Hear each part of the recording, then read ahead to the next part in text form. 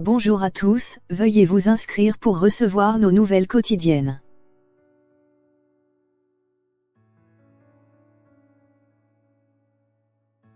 Ligue des Champions, l'OL a subi la loi du plus fort. Passé à côté de la première mi-temps, les Lyonnais n'ont eu, mercredi soir, que 20 minutes pour croire à l'exploit. Avant de finalement craquer face au talent de Lionel Messi et du Barça, 5-1.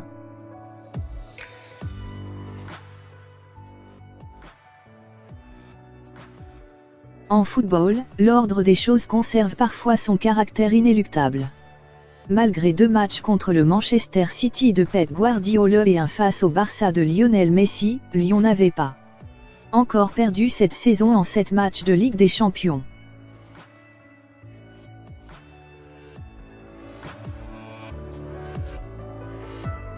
Un déplacement au Camp Nou, dans une rencontre décisive à élimination directe, n'était pas le plus indiqué pour poursuivre cette belle série.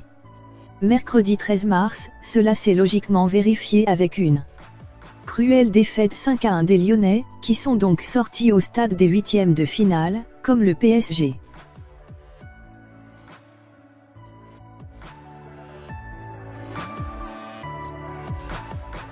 Débarqué en Catalogne avec le bénéfice d'un match nul heureux et trompeur, décroché lors du huitième de finale aller, 0-0, l'OL est passé à travers de la première période. Et face au grand FC Barcelone, cela ne pardonne pas.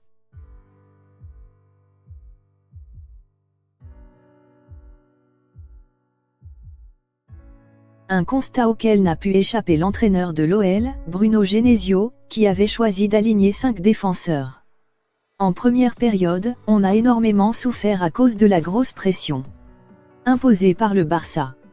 On n'a pas su répondre, a-t-il reconnu. Ça a été beaucoup mieux en deuxième, on a senti qu'il doutait après notre but, mais malheureusement le troisième a scellé le sort du match.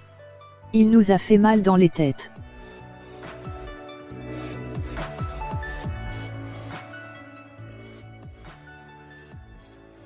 Malgré l'espoir suscité par une bien meilleure deuxième mi-temps, les Lyonnais ne verront donc pas l'écart, leur dernière participation remonte déjà à 2010. À l'époque, Lyon avait éliminé le Real Madrid, avant de battre les Girondins de Bordeaux et de chuter en demi-finale contre le Bayern Munich.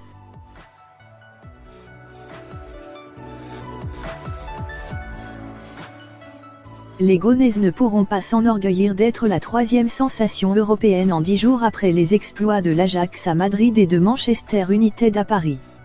Le discours d'avant-match, empreint de méthode Coué, qui tentait de trouver des raisons d'espérer dans ces 2 confrontations, n'a pas suffi à ce que les joueurs de Bruno Genesio parviennent à hisser leur niveau de jeu.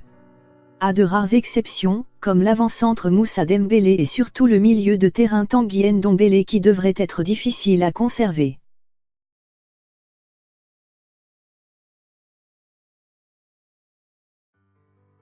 Alors si le pénalty accordé au roublard Luis Suarez est peut-être généreux sur l'ouverture du score, si la sortie après un choc terrible, et une perte de connaissance, du gardien Anthony Lopez en première période n'a pas aidé, si l'espoir a été de mise pendant 20 minutes après la réduction du score par Lucas Touzard, 59e, 2-1, la supériorité de l'étincelant Lionel Messi, auteur d'un doublé, et de sa bande ne souffre guère de contestation.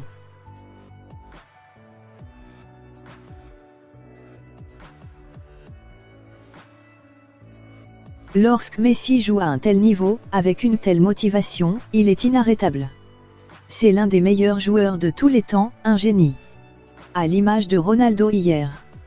Triplé pour la Juventus contre l'Atlético, il a porté son équipe, a admiré Bruno Genesio, quelque peu résigné en conférence de presse d'après-match.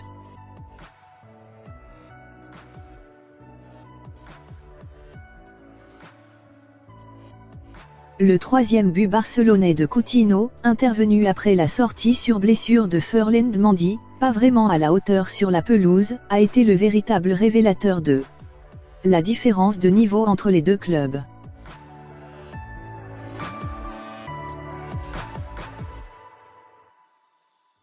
L'un, le Barça, est présent sans discontinuer en 8e de finale de la Ligue des Champions depuis la saison 2004 à 2005 et s'est qualifié 13 fois sur 15. L'autre n'avait plus joué à ce stade de la compétition depuis 7 ans et avait même perdu 5 de ses 6 derniers huitièmes de finale. La statistique passe désormais à 6 sur 7.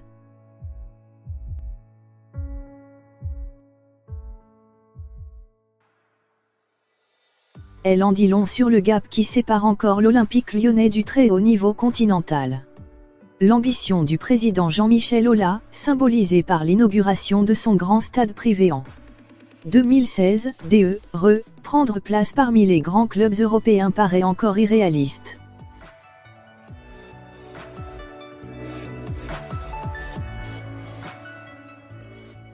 Les contrefeux médiatiques traditionnels de la tête pensante du club rhodanien ne changeront rien à ce constat.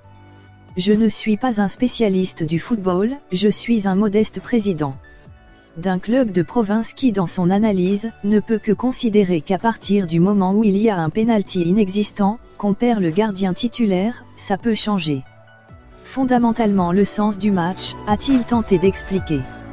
L'équipe de Barcelone est très forte mais il n'y avait pas cet écart que l'on voit au résultat final.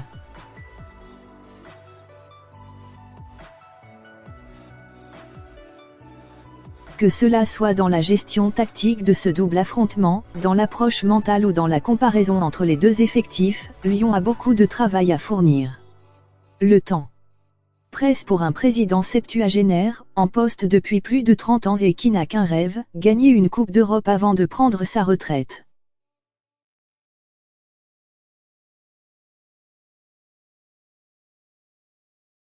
Je l'ai dit, ça fait sourire, mais dans 5 ans j'espère qu'on aura gagné une Coupe d'Europe, avait-il déclaré au Figaro avant le choc contre le Barça, je ne veux pas lâcher avant d'avoir remporté la Ligue des Champions.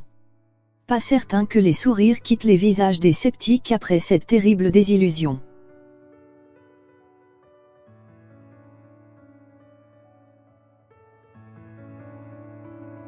D'autant qu'en Ligue 1, Lyon n'est que 3e à 7 points de Lille.